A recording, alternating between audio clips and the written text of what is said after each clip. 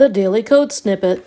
We also learned about font style in the setting of @FontFace, but it is also a property used to adjust the chosen font family.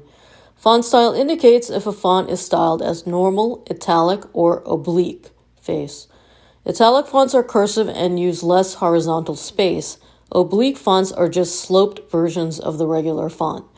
Font style accepts the values of normal, italic, oblique, or oblique with an angle specified, such as oblique 23 degrees. The value of the angle can be between -90 degrees and 90 degrees.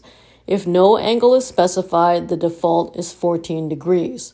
For accessibility reasons, avoid italicizing large sections of text because these will be difficult to read for those with dyslexia. Here are examples of using font style from our code sample file. .lead-in, font style italic. Block quote, font size 20 pixels, font style italic, line height 1.5.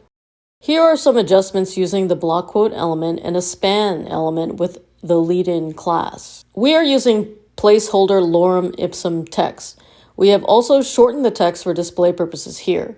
To produce the left hand and right hand double quotes, you will note the use of special characters ampersand LDQUO semicolon and ampersand RDQUO semicolon. We will address the use of special characters in another episode. And this is how this would display.